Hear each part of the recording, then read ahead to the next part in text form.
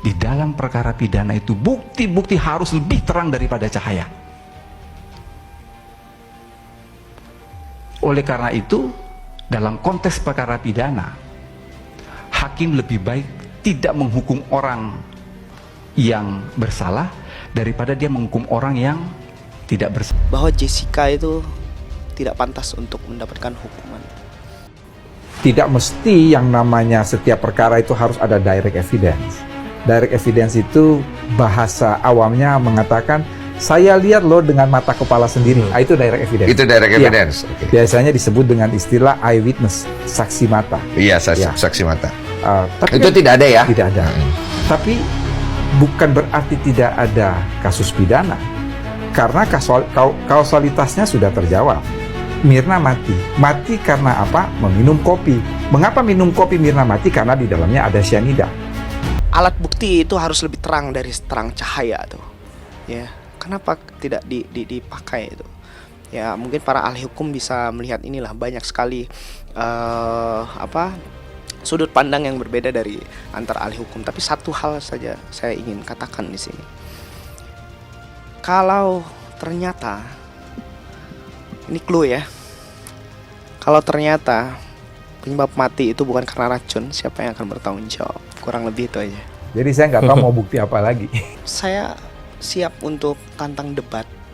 Siapapun orang yang mempercayai Jessica bahwa pelaku, saya siap berdebat dengan mereka. 1 miliar taruhannya juga saya siap. Dalam viralnya kasus Jessica Wongso, nama Prof Edi menjadi sorotan karena kerap berbicara pelin-pelan dan gencar menebar fitnah yang jahat pada Jessica Wongso. Wirang Birawa termasuk seorang tokoh yang meyakini bahwa Jessica Wongso bukanlah pelaku yang membunuh Mirna Salihin. Wirang Birawa berani bertaruh 1 miliar untuk berdebat dengan pihak yang menuduh Jessica. Wirang meyakini tuduhan-tuduhan salah satunya dari Prof Edi kepada Jessica merupakan kebohongan besar. Yang sempat viral adalah pernyataan Prof Edi soal tidak perlu adanya bukti untuk menetapkan Jessica Wongso sebagai pelaku. Padahal, dalam kesempatan lain, Prof Edi menyatakan pada saat perkuliahannya bahwa dalam hukum, bukti itu harus terang dan hakim sangat berdosa jika menghukum orang yang tidak bersalah. Tolong dengarkan baik-baik pernyataan Profesor Edi ketika menjawab pertanyaan reporter berikut ini. Kalau begitu tidak ada satu hal pun yang kemudian membuktikan Jessica misalnya membeli cyanida, menuangkan juga cyanida hingga putusan itu kemudian keluar. Di dalam hukum pidana itu tidak ada hierarki alat bukti. Itu mengapa penyebutan pasal 184 KUHP bunyinya adalah A, B, C, D, E bukan 1, 2, 3, 4. Dan tidak perlu ada saksi mata yang melihat karena ada 7 jenis alat bukti. 7 jenis alat bukti itu yang namanya direct evidence, bukti langsung yang sering kita sebut dengan istilah saksi mata, itu kan hanya 1/7. Dan itu memang tidak perlu.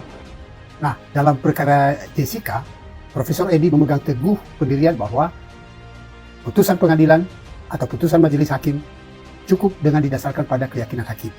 Karena bukti langsung itu atau direct evidence itu tidak diperlukan. Tetapi ketika berbicara di luar persidangan, ketika memberikan kuliah, maka yang dia katakan adalah dalam perkara pidana yang dipegang teguh itu adalah in criminalibus probationes beden esse luce clariores. Di dalam perkara pidana itu bukti-bukti harus lebih terang daripada cahaya. Oleh karena itu, dalam konteks perkara pidana, hakim lebih baik tidak menghukum orang yang bersalah daripada dia menghukum orang yang tidak bersalah. Mengapa? Apa filosofisnya? Kalau hakim tidak menghukum orang yang bersalah, maka dia tidak akan lepas dari siksaan di akhirat. Tapi kalau dia menghukum orang yang tidak bersalah, maka dia tanggung 2 dosa tuh. Dosa dia sendiri dan dosa orang yang dia hukum yang tidak bersalah. bagaimana pendapat Anda terhadap ini? Silakan tulis di kolom komentar.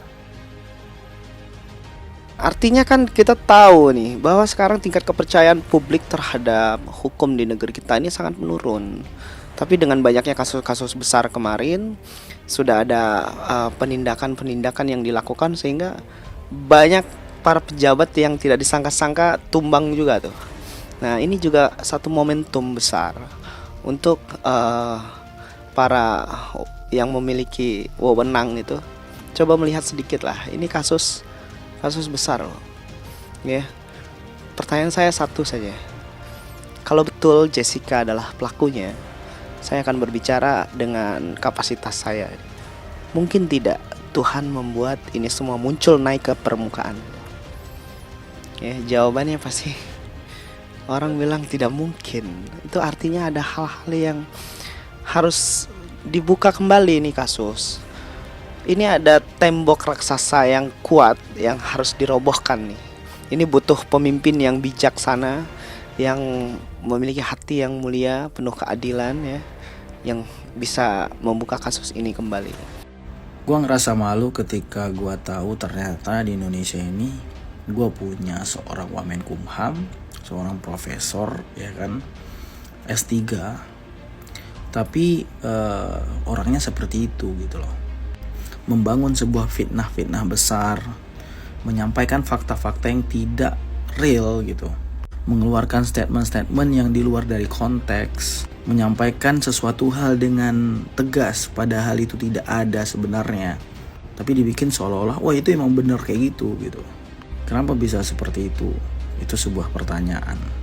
Ini Wamenkumham loh, bukan orang biasa, S3 loh, profesor gitu.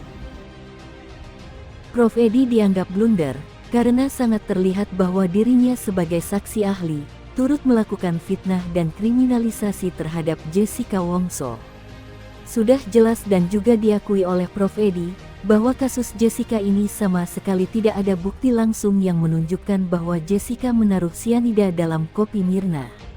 Namun, Prof. Edi malah berdalih bahwa dalam kasus pidana tidak diperlukan adanya bukti langsung atau saksi mata. Padahal di kesempatan lain, Prof. Edi dengan tegas mengatakan bahwa dalam hukum pidana, bukti harus lebih terang dari cahaya. Dan hakim lebih baik membebaskan orang yang bersalah daripada menghukum orang yang tidak bersalah. Lalu, mengapa dalam kasus Jessica ini, Prof. Edi berkata sebaliknya? Itulah alasan kenapa gue bilang kalau profesor ini emang udah pasang badan all in banget sama kasus Jessica ini. Gue nggak tahu nih siapa sih sebenarnya yang dia lindungin ataupun apa yang dia lindungin gitu, atau apa yang dia dapet gitu dari ini. Sampai ngefitnah Jessica tuh 2 kali. Yang pertama tuh soal 3 hari sebelum kejadian Jessica udah ada di Indonesia, padahal si Jessica di Aussie. Dan ini dia bilang kalau seandainya si Jessica itu kerja di bagian farmasi gitu. Padahal kan udah jelas gitu kan, kita tahu kalau si Jessica ini kerja di ambulan gitu, kagak ada hubungannya sama farmasi gitu. Ya lagian pun kalau farmasi kan jual obat-obatan bukan jual racun gitu. Lantas apa yang kita dapat dari kasus ini? Kesimpulan apa gitu? Yang pertama adalah ketika menghapus barang bukti, mengkontaminasikan barang bukti, melenyapkan barang bukti, merekayasa barang bukti itu adalah hal yang wajar di dunia hukum menghukum di Indonesia. Yang kedua adalah hukum itu adalah cocok logi, asumsi, insting, bukan berdasarkan data fakta kenyataan ataupun secara ilmu pengetahuan. Dan apabila itu saintifik, tidak bisa digunakan alih-alih yang saintifik, nyata, benar, sesuai data dan fakta. Jadi ya semua tuh asumsi doang gitu, asumsi, insting, asumsi publik digabungin terus bisa dihukum tuh orang gitu. Terus warga sipil nih boleh nih nyimpan bukti. Siapa? Ayahnya bisa nyimpan bukti video sepenting itu. Nah keluarnya kapan? Tahun 2023, berarti udah 7 tahun disimpan. Ya pada dasarnya kita ini netral ya. Kita nggak dukung A, nggak dukung B, cuma kita pengen tahu sebenarnya siapa sih pelaku sebenarnya. Kita cari itu celahnya gitu.